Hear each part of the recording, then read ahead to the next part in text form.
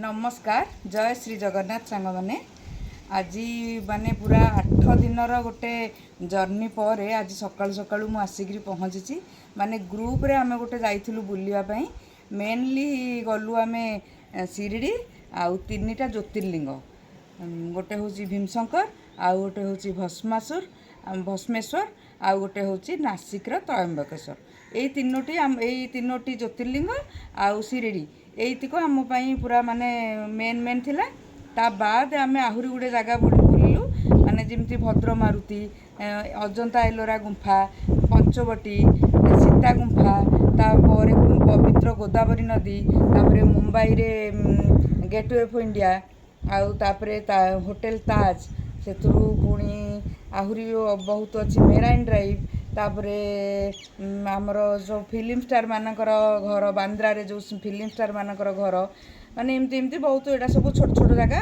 आउ आमर सिद्धि विनायक मंदिर गोटे सेटा भी गोटे इम्पोर्टाट थिला आम पई महाराष्ट्र रे सॉरी बॉम्बे रे तेणु ये सब बुलिक 8 दिन जर्नी पर आम जस्ट काली आज सकाळु सकाळु आसिकी एठी ढेंकानाल रे मु पहुँची तो बहुत टायर्ड लगुच माने पूरा 31 घंटार पूरा ट्रेन रे जर्नी थिला तेणु केते बाधा होतबा आपण माने जानि परथिबे आउ तेणु सकाळु आसिकी एते वर्षा भी होतला सकाळु आसिकी आउ परिया पत्र आनिया को मोर इच्छा हेलानी रोसे करिया तो इच्छा नथिला किंतु खाइया तो पड़िबो सेथिबाई सकाळु मु माने निज नित्यकर्म सारदेली फूल आसिक सब तोली नेली मोर छात उपर जहाँ फूल होता तोली नेली तापर जाए ठाकुर पूजा सार देकरी बर्तमान आसी देखा छात उपर आ मार्केट तो जाई हेलानी आउ माने पेसेंस ना मार्केट जाइकरी कौन आनिया से छात उपरକୁ आसी देखा तोलिया कौन कौन सब परिबा हेची आउ गोटे दिन चलईदेले तापर टिके भल लगे जीवा मार्केट रू किणिकी आनिमा आउ तेणु बर्तमान आम चलतु देखा कौन कौन सब परिबा आमर चलतु बाईगण गुड़ाक तो आमर ये हो जाइए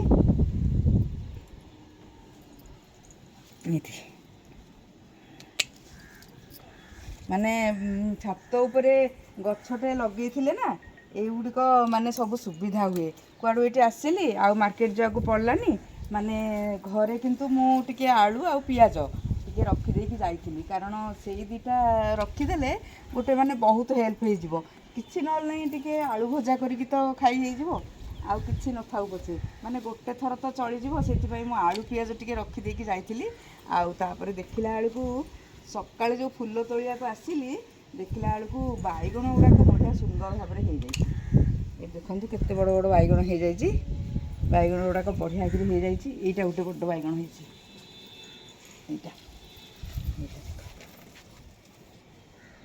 तो मुझे कहली नाई आज जिते बड़े तोलिबी परिबा से निहाती गोटे वीडियो देखेबी कहीं छात उपर एमती कले आपण मैंने भी करूँ कुआड़े गोटे केते कौन गोटे असुविधा बेलू यहाँ आपण को माने बहुत हेल्प कर गोटे छोटे बड़ देवी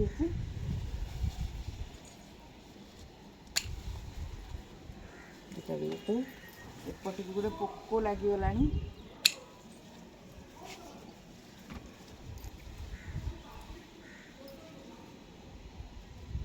केते गुड़े आहरी छोट छोट भी होती किंतु ताकू आज आ तोलिबेनी छोट छोट गुड़ाक बड़ गुड़ाक तोली नवा तापर छोट गुड़ाक ऑटोमेटिक बढ़िले तापर तोलिबी एठी आ गोटे भितर बड़टे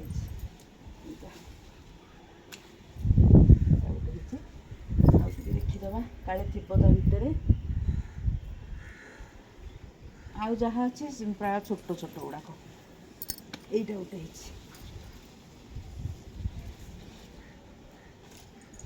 নাই এটা তোলিবানি এটা আর টিকে বড়িব আউ তাপরে দেখন্তু এটি হেজি কখারু ফুল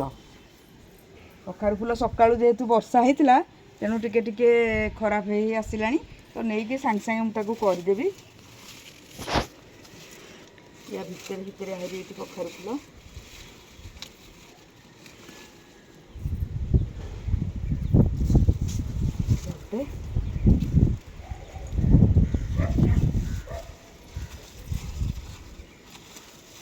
आपण मानक जदि वीडियोटी भल लगुए ताहले लाइक शेयर और सब्सक्राइब करदे आउ गोटे सुंदर कमेंट देवे। ଆଉ ଆପଣମାନଙ୍କୁ ଏମିତି ଛାତ ଉପରେ କରିକିରି ମାନେ ଏମିତି ପନିପରିବା ତୋଳିଲେ କେମିତି ଲାଗୁଛି ସେଟା ବି ମାନେ ମୁଁ ଯେଉଁ କରିଛି ଆପଣଙ୍କୁ କେମିତି ଲାଗୁଛି ସେଟା ବି କମେଣ୍ଟସରେ କହିବେ। ତ ଚାଲନ୍ତୁ ବର୍ତ୍ତମାନ ଦେଖିବା। ମୁଁ ସକାଳେ ଦେଖିକି ଯାଇଥିଲି ୟା ଭିତରେ ଗୋଟେ ହେଇଥିଲା କଖାରୁ, ତ ସେଇ କଖାରୁଟାକୁ ମୁଁ ଏବେ ତୋଳି ନେବି କାରଣ ଏଇଟା ମୋର ଏବେ କାମରେ ଆସିଯିବ। ପୁରା ଭିତରେ ଏଇଟା ହେଇଛି।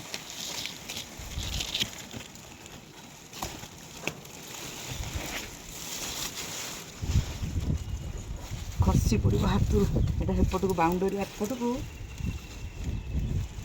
ଏଇଟା ପୁରା ପାଚି ଯାଇଛି, ପୁରା ପାକଳ ହେଇଯାଇଛି ଦେଖନ୍ତୁ।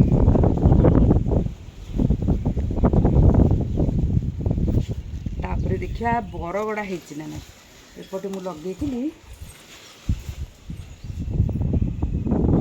ବରଗଡ଼ା, କିନ୍ତୁ ହେଇଛି କି ନା ଏଇଟା ମାନେ ମୂଳରୁ ଏଠାରେ ତୋଳା ହେଇନି। ସେ ମୂଳରୁ ମାନେ ହେଇଛି କି ନାହିଁ, ଗଛ ଲଗେଇକି ତ ଯାଇଥିଲି କିନ୍ତୁ ବଢ଼ିଆ ବଢ଼ିଛି, ହେଇନି କିଛି। କି ହେଲେ ବି ମୋତେ ଲାଗୁଛି ତା ଭିତରୁ ବୋଧେ ଗୁଣ୍ଡୁଚି ଖାଇ ଦେଇଥିବ।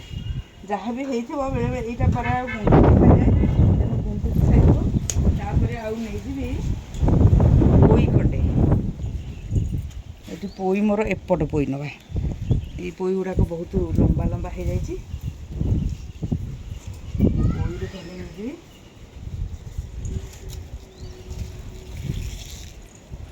ଆଉ ତାପରେ ଅଛି ଶାଗ। ଏଠି ଦେଖନ୍ତୁ ଶାଗ ଗୁଡ଼ାକ ପୁରା କଅଁଳି ଗଲାଣି। ଏଇଟା ଏଗୁଡ଼ାକ ବି, କିନ୍ତୁ ଏଇ ଶାଗଟା ମୁଁ ଆଜି ଆଉ ନେବିନି, ସେଟା କାଲି ନେବି। କାହିଁକି ନା ଆଜି ଆଉ ଟାଇମ୍ ହେବନି କି ଆଉ ଇଚ୍ଛା ବି ନାହିଁ କରିବାକୁ, ତେଣୁ ଏଟା କାଲି ନେବି ଶାଗଟାକୁ, ଆଜି ଆଉ ନେବିନି। ତ ବର୍ତ୍ତମାନ ଦେଖନ୍ତୁ ମୁଁ ଏତିକି ପରିବା ମୋର ହେଇଗଲା। ଆଉ ଏଇଠି ଗୋଟେ କଖାରୁ ଅଛି।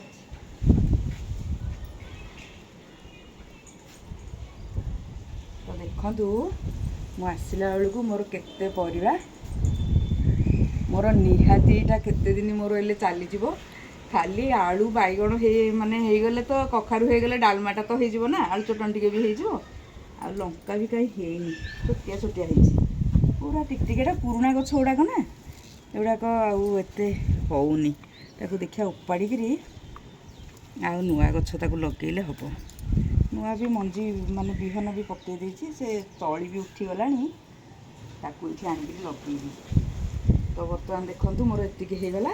ଆପଣଙ୍କୁ ଯଦି ଭିଡ଼ିଓଟି ଭଲ ଲାଗୁଥାଏ ତାହେଲେ ଲାଇକ୍, ସେୟାର ଆଉ ସବସ୍କ୍ରାଇବ୍ କରିଦେବେ।